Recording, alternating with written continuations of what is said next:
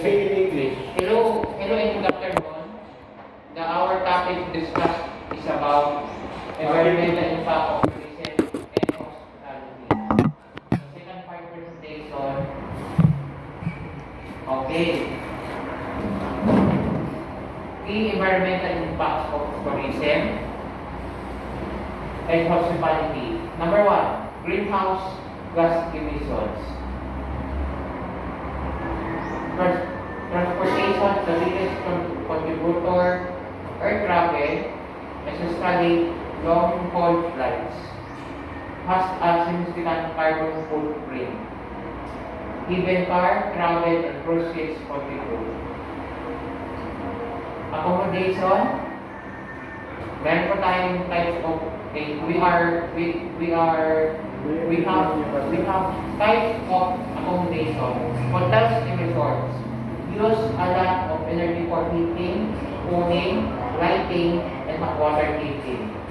Ano yung sabihin ko yung number 2? Water consumption and pollution. Water stress. Storage destination often experience water scarcity, especially during peak seasons. Wastewater. Hotels, resorts, and restaurants produce large volumes of wastewater that can pollute water waste is not treated properly. Okay, number 3. Single-use plastics storage generates enormous amounts of single-use plastics like bottles, straws, packaging, and disposable cutlery. Makaranas ba kay waste management, tourist destinations often struggle to manage the increased waste leading to landfill pollution. Nakita nyo ba sa did you see in the TV in a news article, the other establishments like hotel resort and others are using single-use plastic. Do you have idea? No. Okay. Waste management. Tourist destinations often struggle to manage the waste leading to landfill pollution. Yung mga basura po natin, doon po ilalagay sa dump site. Ibig po sabihin, itong mga tourist destination, mula sa iba't ibang tourist destination, pag napulot mo yung mga basura doon sa mga basurahan, dinalagay doon sa dump site. Ibig sabihin, para malinis sa landfill and pollution. Para mag-iwas po tayo sa pollution, kailangan malinisan po natin ang mabuti. Expose for our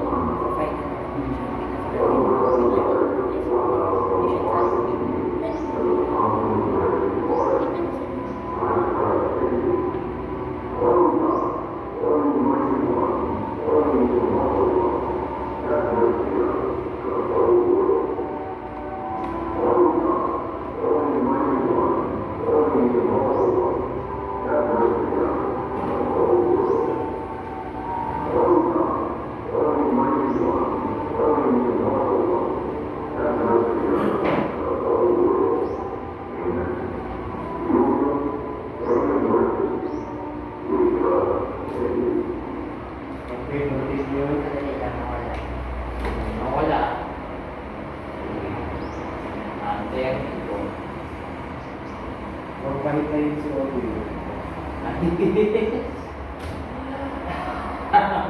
Kung nagalit yan, hindi na Galit ako sa iba, hindi ko malapit ko sila masatak talaga. Alright, ma'am. Hindi kasi siya na-video kanina sa report. Sorry. Sa report niya kanina. Okay lang? Okay. Number 4. Let's continue po. Habitat, loss and biodiversity. Constructions. Hotel resort construction and victorious habitats impacting the ecosystem and wildlife. Ano yung sabihin nun? For example, nag-construct po sila ng hotel. Nag-itatay sila ng agency hotel din sa ating sa may parang road. Okay, ibig sabihin, sa ibang lugar, pwede din makasira yan sa ating nasulaan ng mga habitats. Impact ng ecosystem and wildlife. Ang ibig sabihin nun. Ibig po sabihin, pag may abo, pag may mga alikabok, at iba pa, yun na. Nasisira yan sa nasulaan habitats. Yung sa pati yung sa pag matupad yung yung legal, ibig sabihin, gusto na sirain yung building, no? Tapos isa pa, yung earthquake. Kasali na yung earthquake, no? Ibig sabihin, nakakasira po yan sa kalikasan natin. Sige po. Overuse of resources. Tourist demand for food, water, and energy can deplete local resources and scrap biodiversity. Ano ibig sabihin mo? Ibig sabihin, pag nag-demand po tayo ng pagkain, tubig, at kurente, ibig sabihin, yung mga local resources natin, hindi na-distract yung biodiversity natin. Yan na yung sa mga bisita natin na overuse, sinaya nila yung pagkain, tinapon na nila sa basurahan yung mga pagkain na over, yung tubig, iluhos nila doon sa ilog na wala ka alam-alam. At yung kurente, pinapag-alaman nila yung kurente kay the energy, our electricity is destroyed. They overuse it. Because they are not removing the appliances without, especially the charger and other appliances. They cannot remove because nandiyan na po sa overuse of it. They are included in the overuse of resources. Is remembering sa number 4 na yan, na natatandaan ko na, we remembered the number 4 about the habitat loss diversity. Hopefully you listen.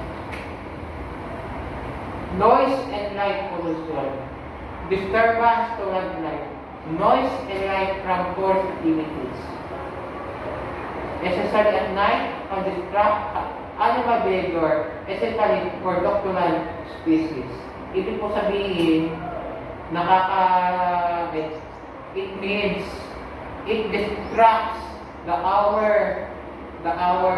ears and eyes because of the pollution of noise and light. Ibig sabihin, pag may mga ingay, it means the noise coming from the concerts and other events.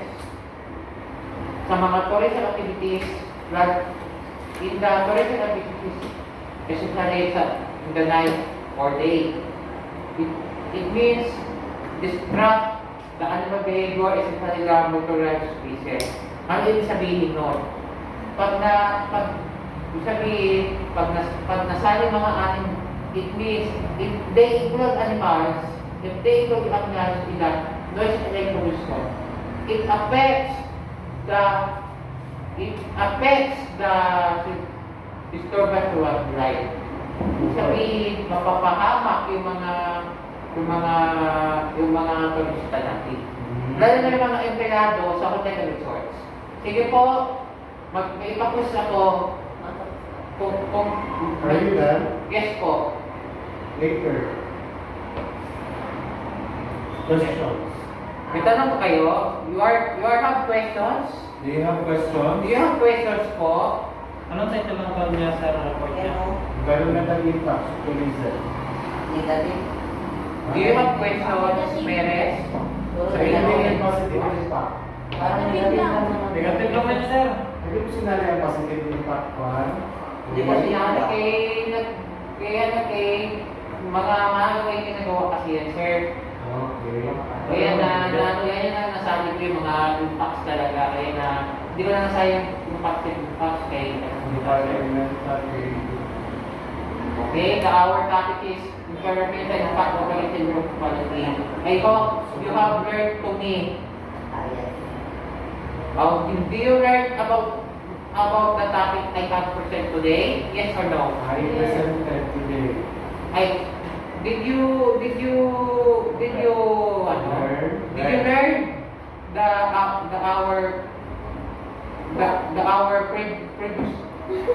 lesson what I presented today? Okay, yes. Sabihin no. Perez. Ulitin ko kay Maglos.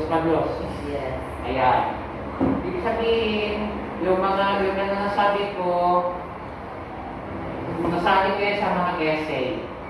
Mag-prepare po tayo. One half. May mga tanong kayo? Okay. Prepare na one half. May ano pa, sir? May ano pa? Wait, I think you have to include also some of the positive environmental impact of tourism, because based on the report you only included there some the negative impacts of environment. Sir? I mean impacts of tourism to the environment. Parang kulang rin yung negative niya, sir. For our I have a question. negative impact, we have environmental conflicts, kasali. What are the... We also have geological conflicts, environmental conflicts, Your Wala, sir. report Ibang is... report pa kita, sir. ano yan? Greenhouse effect, okay. Wala, sir. Waste generation, Wala man yung kulang negative sa libro. noise and light pollution. Your... Sir, isa lang napasok sa negative na sa libro, sir. Ayan, ganun sila, okay. For the positive Sali net po yung sir sa exam niya? Para po kasali sa exam, sir. Confirmation ka sa libro, sir. Yung report niya o yung sa libro, sir? Sa book. Sa bukan. Pero that is also part. Part. Okay. Part of... Part validation. We have there for the positive environment, we have conservation, and also development of attractions, and only two. Yeah, but na ako din. Only two. Okay. I will repeat ulit. I will repeat. No, you have to come here. Okay. Continue na to next. Sir, may pang-quiz din si sir si ano. See? May pang-quiz din siya. Kaya sita si Audi. About sa topic. Sign na natin yan. You include also this one. Sa next maintenance, sir. Sir, ngayon na sir. Conservation. Wala akong pag-in. Construction. Oo, Ilagay ko lang kayo, okay?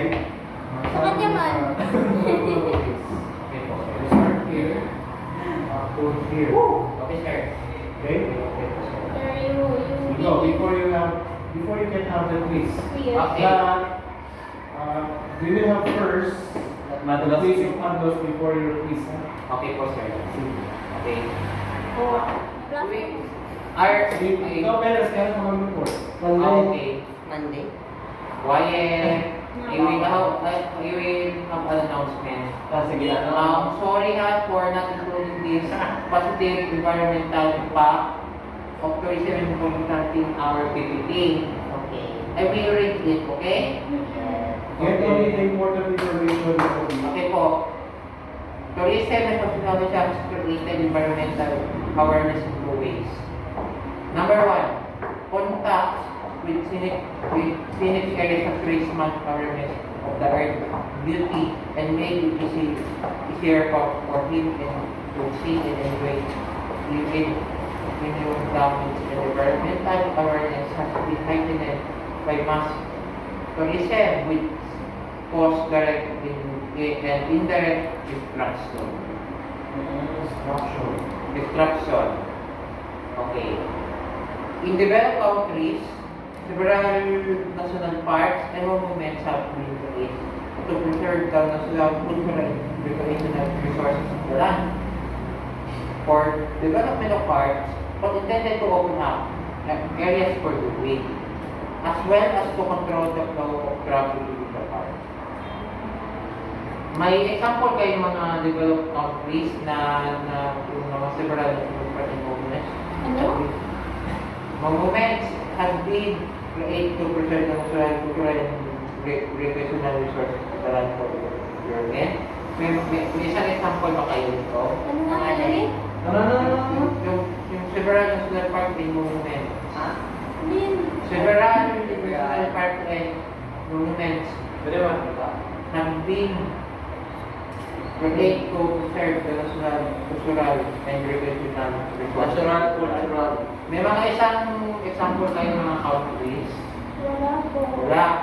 Baka wala kayo na. I think you have not remembered. Okay. Tourism and hospitality are surprising reasons for the revision of historical buildings and creation of museum. For example, just like in your sun park in Manila, na-preserve po siya. Tulad po sa ano po, sa all provincial capital sa Bisigil na preserve po siya. Napakinabangan pa ng historical value. Isa pa yung Ano ang na-preserve? yung at present many developing nations are realizing that their tourism is income. What is tourist, Madros? What is tourist? Tourist. Yes, it's the meaning. It's meaning. Tourist? Tourist. Tourist. Tourist. Is People who come. people who travel Yes. for enjoyment and pleasure. Oh, good. Why about Sabino? What about? Why about income? Sabino. What? Why about income? Income. Anong What it definition? means? Income. Its meaning. Its meaning. Income is Income ng pera ba? the money. Money of the people. Okay. Money of the people, correct? This desire to deserve the national movement of increase in developed countries and small natural attractions are becoming more and more rare. Hence, people travel to developing nations where nature is still unspoiled forward or in full of ascent civilizations are located. Developing nations realize that their historical sites or traditional towns and neighborhoods untouched by progress are economic assets. Lighthouse, harbors, and fishing piers are ideal tourist attractions. May example kayo ng isang lighthouse dito sa Pilipinas. Lighthouse. Lighthouse, may mga isang example. You have one example about lighthouse in the Philippines. Like how? City Hall. Like Lighthouse Lighthouse. are located in the Philippines in the part of Luzon. Luzon. Yes, Sabi sa Luzon.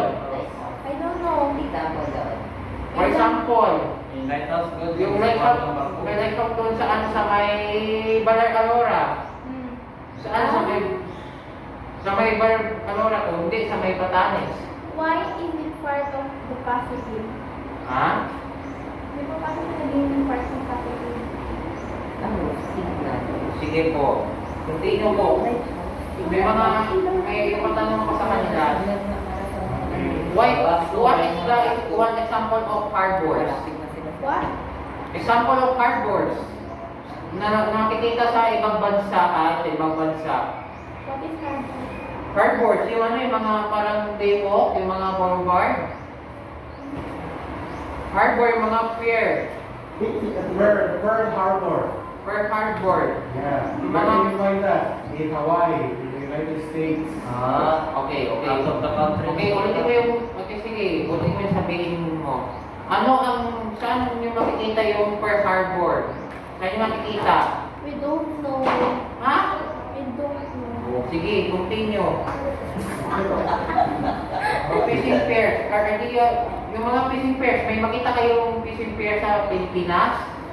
Ano doon, sir? Sa Pantalan. Dito sa Mindanao, dito sa Mindanao. Fishing sa Pantalan.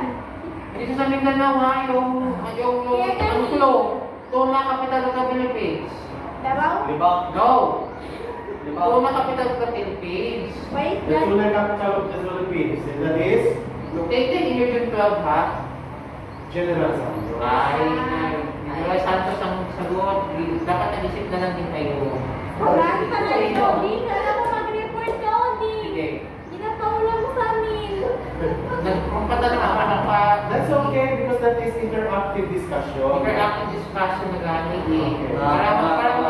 Para makita nila sa vlog, may evidence sila, nag-reporting ako para matuto ako. Kaya ako magpuli. Yay! Oh, magaling. Sige, continue. Continue. Okay, tourism and technology has created appreciation of the environment by bringing attracting to the attention of the public. In Switzerland, for example, mountain sports education, both in winter and summer, have mushroom as a result of grading forest growth. Kaya nakita niyo sa TV siguro yan, sa Switzerland. May ganyan sila, may mountain sports education eh. Lagi ko yung nakikita sa TV. Ano doon, sir? Sa Discovery, kahit saan. Okay. Conversation and preservation of the environment not only benefits the local area, but they also determine the future of tourism and hospitality. First, the local residents benefit from the contribution. Second, tourism and hospitality must for as long as it draws tourists will continue to be a source of economic and cultural asset. The aim of the National Park Service with the inclusion of compensation is much broader more now than it was in the past. The National Park in Africa, Kenya, and Tanzania were found to protect wildlife. Okay, may explain ko dito. Bakit po natin why we will protect to protect the wildlife that is found in the countries in Africa? Yes, yung nabanggit yung I just mentioned earlier. Ha? Ay, ang tanong ko, bakit natin i-protect yung wildlife? Love life? Wildlife? Hindi wildlife? Wildlife. Naon sa Manila kung beres ba? Listen to your teacher. Mag-listen ka sa reporter. Listen to the reporter. Okay lang. Sige. Continue. Why we will protect the wildlife? Because, Sabihin mo muna.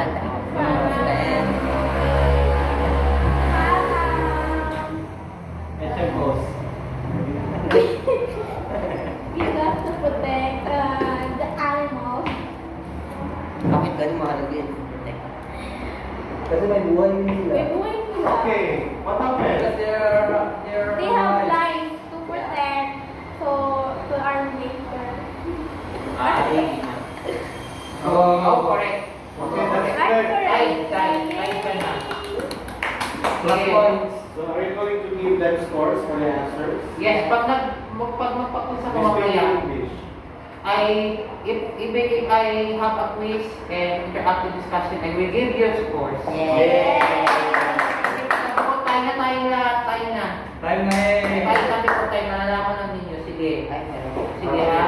In some places, bird sanctuary is one of the major attraction for tourists who want to seek a sense of their Tagay na.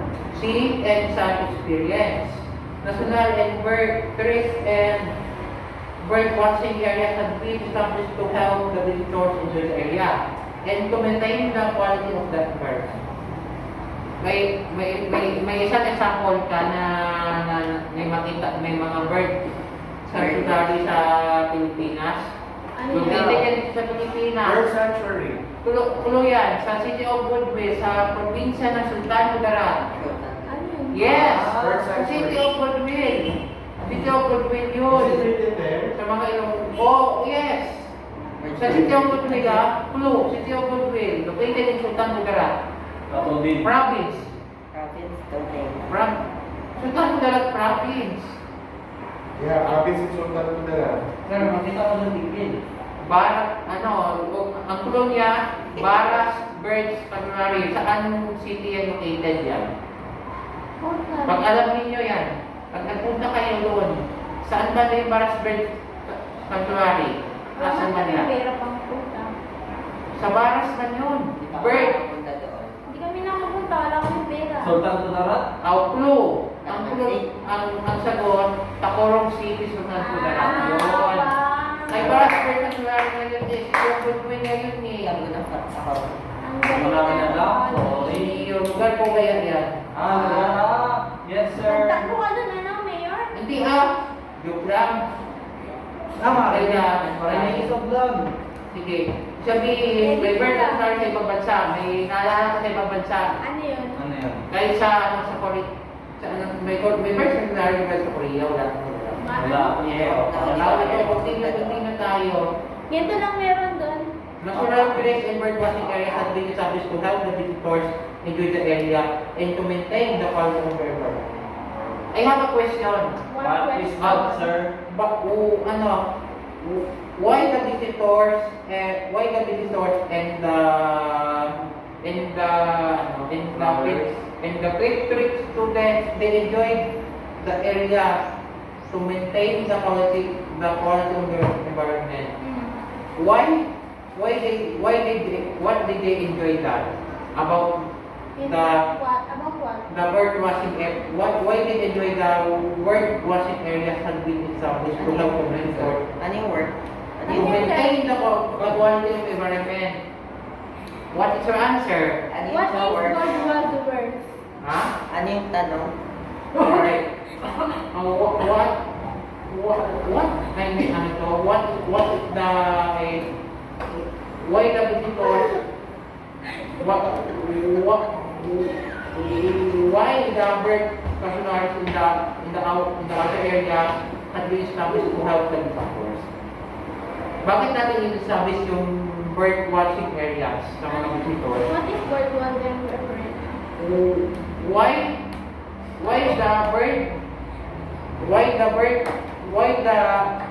Why were the sanctuaries Where are you now? Pahelp. Tapos na rin dito, sir. Ito na lang, sir. Text na lang, sir. Choppy. You go there. Yan na lang, sir, para mas maganda. Development attraction. Ay, maganda eh, sa ibang bansa to, sir. Sige. Sige. Proceed there. Sige po. Okay. We discussed about the development of attractions. Several countries around the world are identifying areas which have the potential to attract tourists. In the Caribbean island of St. Croix, the U.S. National Park Service has established and developed an underwater national park. Okay.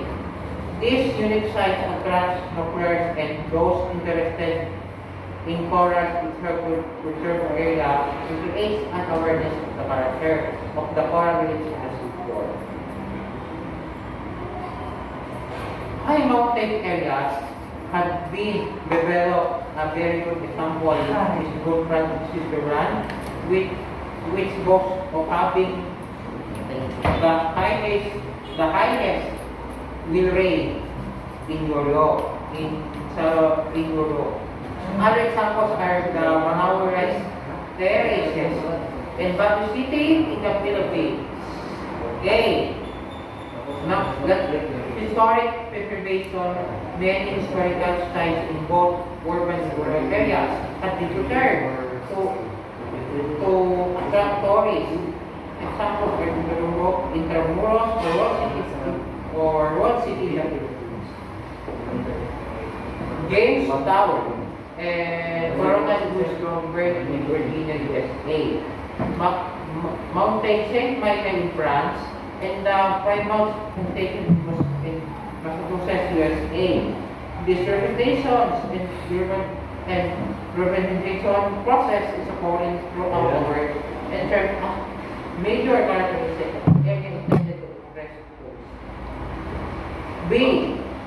Resident benefits, tourism and hospitality benefits the local resident in a number of ways. Dito na ako sa letter B. Third, tourism and hospitality benefits the local resident in a number of ways. The first benefit is that the result of communication preservation material rate with the local community as well as the environment. May tanong ako sa inyo. Mas madali ito, mas maintindihan nyo, sabihin mag-bonus pa kayo dito. What is historic preservation and resident differentiate between historic preservations and resident benefits. It yung meaning niya, yung nasabi ko. Ang historic preservation is yung ina-preserve nila yung old, kanyari, yung sa Hello guys. yung sa handicrafts ng mga people, ina-preserve nila yun para makita ng ibang generation. While the resident benefit is nakakatulong din sa kanila yung mga nangyayari sa tourism industry. What about the resident benefits? Yun gani. Okay. It was correct na sabihin mo. May mga bonus na tayo. Yes, na tayo dito. Okay, are you done? Yes, are you? Meron ako, sir. May wala ko nasabi dito, ha? Negative environmental impact. Tapos na yan. Ay, kaya pala. That's done. Okay. Positive gani yung mga sa atin.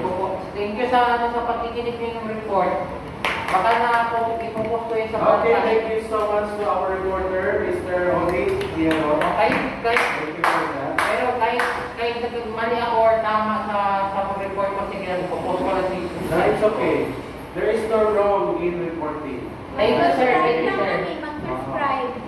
Okay. Share lang Ano po. yung paswag sa akin ito? Ibali yan. Okay. So next meeting, so we will